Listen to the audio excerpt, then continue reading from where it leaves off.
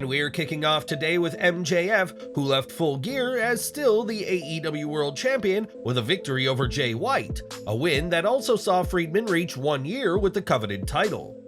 Entering the media scrum, MJF was a sobbing mess and spoke about how much he loves wrestling and was clearly emotional after his latest title defense. He said, "I busted my ass to make it to the top of this sport, and when the table broke, I had two options. I could have thrown him in the ring like an absolute nerd, or I could have done what I set out to do and put on a show for the fans that I love.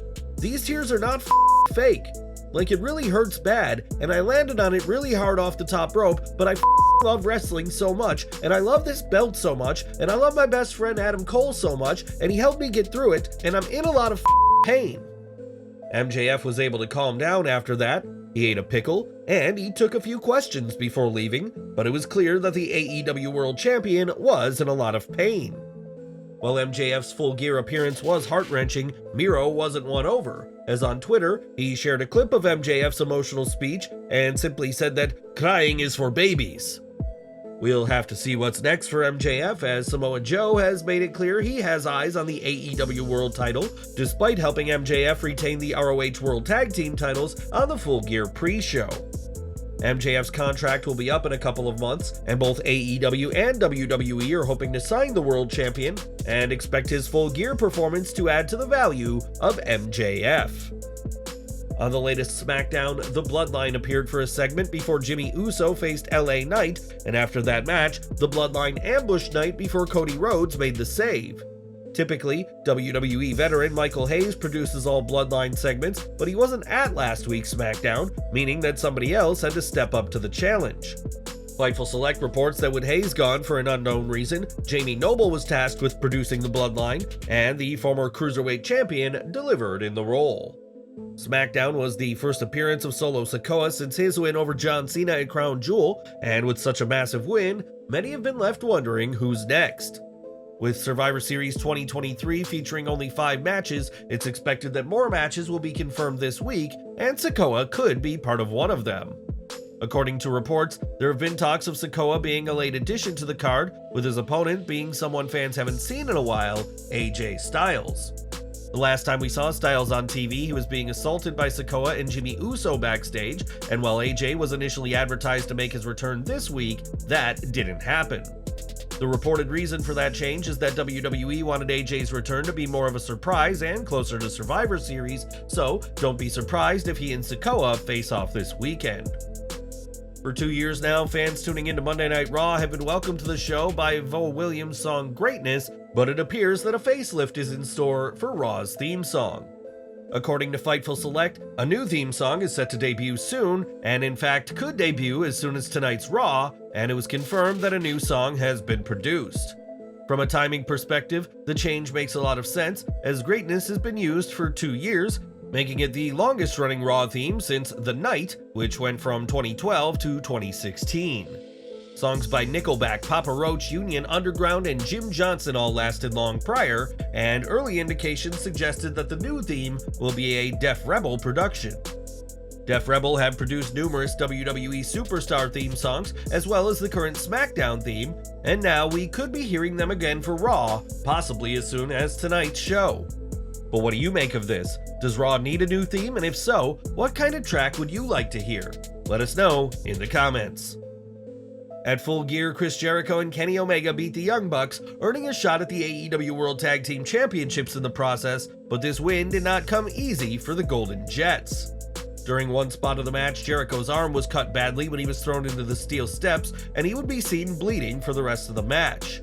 On the Full Gear media scrum, Jericho revealed that he had to receive 10 stitches to hold his arm together, but added that this was nothing major. Jericho and Omega have a shot at the tag titles, but there's no word on when that match will be, but we imagine Jericho will want to heal up first before going for the AEW Tag Team Gold. More from Full Gear as Will Ospreay officially became All Elite at the event, in a huge signing for AEW, but why is the aerial assassin choosing to become part of the AEW roster? On the Full Gear media scrum, Ospreay explained that he feels like he's at his best when he's competing for AEW, and this is the best decision for both him and his family. Ospreay said that signing with AEW won't interrupt his kid's school and means his wife can still see her parents, as Ospreay's family is located over in Will's native England. As part of his AEW deal, Ospreay will hold on to his residence in the UK, which may not have been the case if he'd signed elsewhere, and expect plenty from the aerial assassin in AEW. While Ospreay has competed close to a dozen times for AEW before, he's only now under a contract with the company, but Chris Jericho has been wanting to see this for some time. During the Scrum, Jericho said that he spoke with Will a year and a half ago about joining AEW and said that the match at All In this past August was fantastic. It may have taken longer than Jericho had expected, but Ospreay is now All Elite, and after a blockbuster year in 2023, who knows what's next for Will in the years to come. If you've watched Darby Allin long enough, you'll know that the former TNT champion throws caution to the wind when he wrestles, which often ends up backfiring on the young star. Allen's body has taken quite a beating in his 4 years with AEW, and now Adam Copeland hopes to see the young wrestler reevaluate the risks he's taking in the ring. Speaking to Adrian Hernandez, Copeland said he's told Allin to chill out and doesn't want to see Allin be one of those guys who do too much too soon and burn out far too early. Copeland also brought up that Allin intends to climb Mount Everest next year with little prior climbing experience, and while he questioned who does that, said his new catchphrase is, "Oh, Darby does." Allin plans on climbing in April 2024 in what should be a 2.5-month journey, and on Wrestling Observer Radio, it was stated that Allin will be taking a break from AEW TV soon. That break will be because the former TNT champion will be flying to China to train for his Everest trip, but it's just not clear how long this break from AEW will last.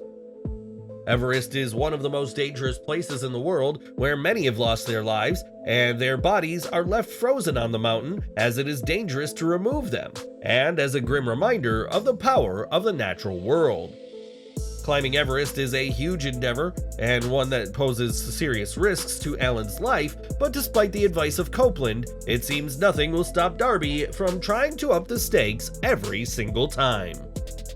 More from Full Gear, as the show was not a good night for the Young Bucks, who after losing to the Golden Jets, threw a fit at ringside and destroyed some of the ringside area. This is quite the change from the happy-go-lucky attitude the Bucks often show on TV, and that's because there will be a noticeable change in the AEW EVPs going forward.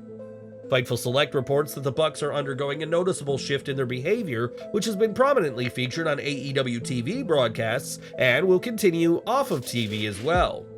Brandon Cutler has mentioned that the Young Bucks are temporarily stepping away from wrestling, and it's noted that the altered format of being the Elite is part of this angle. The Bucks signed lucrative new contracts with AEW earlier this year, which is said to be the highest earning contract for any tag team, but expect a different side to the Bucks when they return to TV.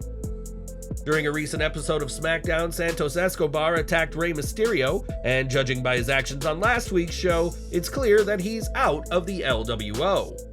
Speaking in a WWE digital exclusive though, Escobar claimed that the LWO actually turned their backs on him, and now Santos may be forming a group of his own.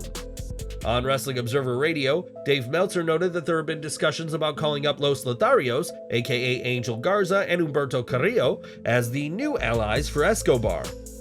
Interestingly, before Santos' heel turn, there had been talks of the Lotharios joining Rey in the LWO, and whichever side the duo takes, it seems WWE has big plans for them on the main roster. Meltzer's report added that there are also big plans for Dragon Lee, with Mysterio vouching for Lee as the next big masked superstar, just as he did during their recent NXT program. The simple plan is for Rey to endorse Dragon Lee as the future of masked wrestling in WWE, and so far, Lee is connecting well with audiences who have been wowed by his skills in the ring. Mysterio has an incredible connection with fans, especially Latino audiences, but his career can't go on forever, and WWE has big plans for a lot of names associated with the Hall of Famer. Are you excited at the prospect of Los Lotharios joining Santos Escobar? And what do you want to see in Dragon Lee's future? Let us know in the comments. During last week's SmackDown, Axiom made his debut on the Blue brand in a match against Dragon Lee, and while he didn't win, Axiom certainly impressed in his biggest match to date. This appearance led some to speculate on whether Axiom was now a SmackDown superstar, but Sean Ross Sapp said that this isn't an official call-up, and was just a one-off. Shawn Michaels, the head of NXT, was said to have been immensely proud of Axiom's Smackdown match, but for now, you'll keep seeing the former A-Kid each Tuesday on NXT. It was during the most recent tapings for Ring of Honor that Ronda Rousey made her debut and competed in her third match since leaving WWE after this year's SummerSlam. The ROH match saw Rousey and Marina Shafir face Billy Starks and Athena in a rematch from their bout at Pro Wrestling Revolver. And what does Rousey debut mean for ROH? On the Full Gear media scrum, Tony Khan clarified that she is not signed, but said he and Rousey have had great conversations and said there's been a lot of interest in her as of late. Khan said that Rousey was great and the fans were excited, and the baddest woman on the planet was happy to come to the taping, adding that she lives near where the taping took place. The AEW president added that anytime it's convenient for Rousey, he would love to have her back, but stopped short of announcing her for any upcoming tapings. It was just a few weeks back that Rousey implied that she'd retired from wrestling, but that's clearly not the case now, and it remains to be seen when we'll see her in the ring next. At Full Gear, Timeless Toni Storm regained the AEW Women's World Championship, but the Hollywood starlet did not speak to the press at the post-show media scrum. It turns out that Storm was supposed to appear on the scrum, but in a handwritten letter read by Tony Khan, the new champion explained that she was preoccupied with other plans. The letter, addressed to Anthony, explained that Storm was going to the beach house of famed actor Peter Lawford for the weekend and encouraged Khan to send Ted Turner her best wishes. Storm clearly is timeless, as Lawford, who worked alongside the likes of Frank Sinatra and Sammy Davis Jr. as part of the Rat Pack, acted decades ago and has been dead since 1984. Toni Storm is clearly committed to her character, one that has been a hit with audiences, and we'll have to see what's next for Storm and her new fan, Mariah May. Toni Storm wasn't the only notable absence during the media scrum, as Kenny Omega didn't appear, but Chris Jericho gave a very good reason as to why the cleaner was a no-show.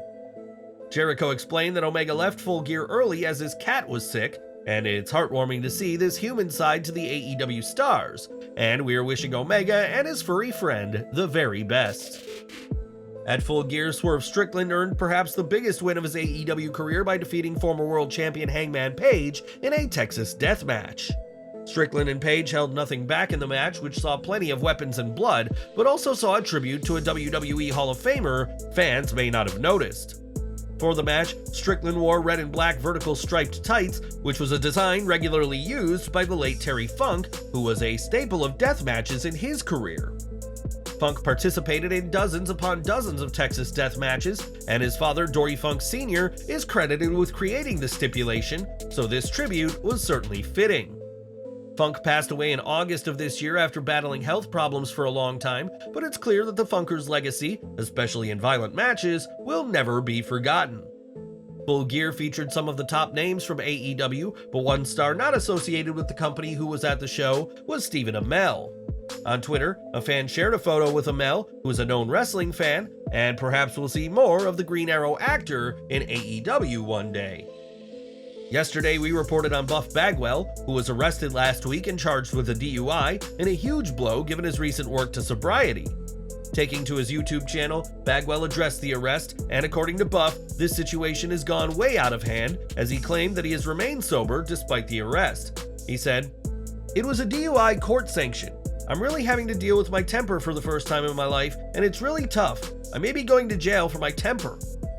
Bagwell went on to thank DDP, Steve Yu, and the folks at DDP Yoga for helping him get clean and back in the gym after dealing with a 20-year addiction problem.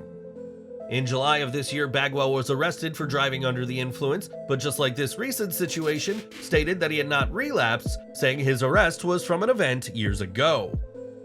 Whatever the case may be, Bagwell spent years trying to overcome his addiction and has been helped immensely by DDP and his team, and we hope that sobriety can stick for the ex-WCW star.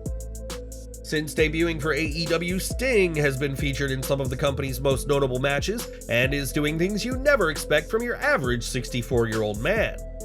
While most that age are getting ready to receive their Social Security payments, Sting is diving off ladders and throwing his body through tables, but those actions are the Stinger's choice. Speaking on the media call for Full Gear, Tony Khan was asked about Sting's impending retirement and made it clear that the crazy stunts Sting performs is what he wants to do. He said, For Sting, I expect he'll go out in a great blaze of glory. Nobody tries to talk Sting into doing the insane things he does in these matches. He's always trying to push the limits. It goes to show that he just wants the fans to have a good time, and that's a mindset Sting has brought to wrestling for so many years. Now in 2023, these past couple of years, I think Sting has been crazier than ever and done some of the wildest stuff he's ever done in wrestling in his 60s, and we want to make sure that we give him a great last run in AEW. Sting will compete for the final time at Revolution 2024, meaning he has a few months left to perform high-risk stunts in AEW before he calls it a career. Tony Khan is happy to let Sting perform these high-risk stunts, but can AEW, Khan, and Sting afford to take such risks with the legend? Share your thoughts in the comments below.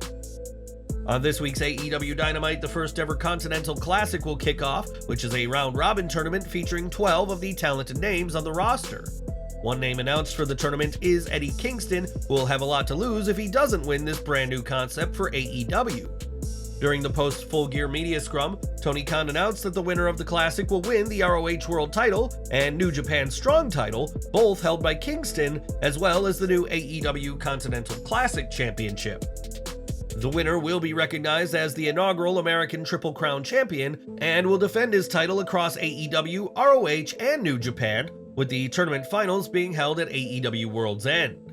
The 12 wrestlers will be split into 2 groups of 6, with a win earning you 3 points, a draw 1 point, and a loss 0 points, with the highest scorers of each group facing in the finals.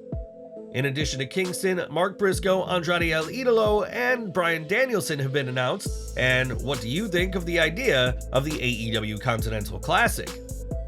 When Tony Khan teased a major signing for Full Gear, many suspected that he had been able to sign Mercedes Moné, and while that didn't happen, it's something Khan is interested in. Speaking on the media scrum, Khan was asked about Moné and the possibility of her signing, and spoke highly of the former IWGP Women's Champion. He said, "I have a lot of respect for Mercedes Moné. We would love to have her at any time in AEW. She's had great experience with our partner NJPW. She would be a great addition to AEW anytime. I have great respect for her and have had great conversations with her. I think the world of her."